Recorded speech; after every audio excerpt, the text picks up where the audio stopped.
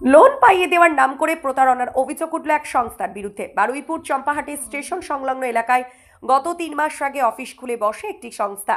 স্থানীয় কয়েকজন যুবক যুবতীকে কাজেও নিয়োগ করে তারা। অভিযোগ, গ্রামের মানুষকে লোন পাইয়ে দেওয়ার কথা বলে 1000 টাকা করে নেওয়া হয়। ওই যুবক যুবতীরাই গ্রামে ঘুরে লোকজন জোগাড় করে আনে। এভাবে প্রায় 300 থেকে 400 জনের কাছ থেকে টাকা তোলা হয়েছে। কারো কারো কাছ থেকে আরো বেশি টাকা তোলা হয়। শনিবার লোন দেওয়ার কথা ছিল, তার আগে বৃহস্পতিবার হঠাৎ দেখা যায় অফিস বন্ধ। পরে খোঁজ করে জানা যায় বাড়ি ভাড়া নিয়ে চলা ওই অফিসের ভিতর থেকে কম্পিউটার সহ অন্যান্য সামগ্রীও সরিয়ে ফেলা হয়েছে। অভিযোগ, অফিস বন্ধ করে পালিয়েছে সংস্থার কর্মকর্তারা।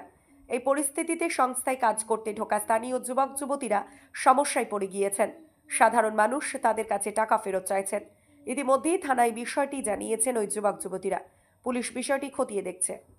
হ্যাঁ, লোন নিতে এসেছিলাম। তো আমার দুটো লোন ছিল, আমার মায়ের, আমার মা আসতে পারেনি।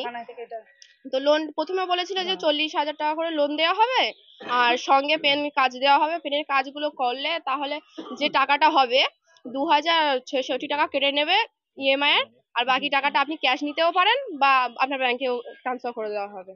তো আগের দিন মানে 11 তারিখে আমি এসে দিয়ে গেছি দুটো ফর্মে, মায়ের আর আমার দুজনেই এসেছিলাম। ফর্ম জমা দিয়ে গেছি। বিকালে শুনলাম যে আসবে, কালকে চলে আসবে। বাড়ির পাশে স্টাফ ছিল ওই জন্য।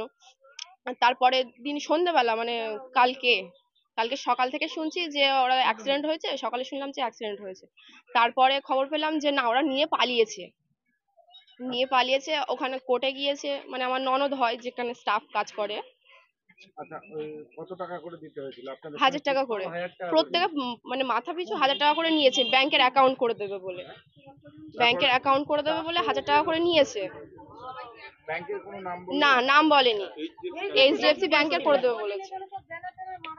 বলা হয়েছিল কি নাম এইচডিএফসি আপনার? ব্যাংক, কিন্তু ওটা এইচডিএফসি ব্যাংক তাজমিনা আমির।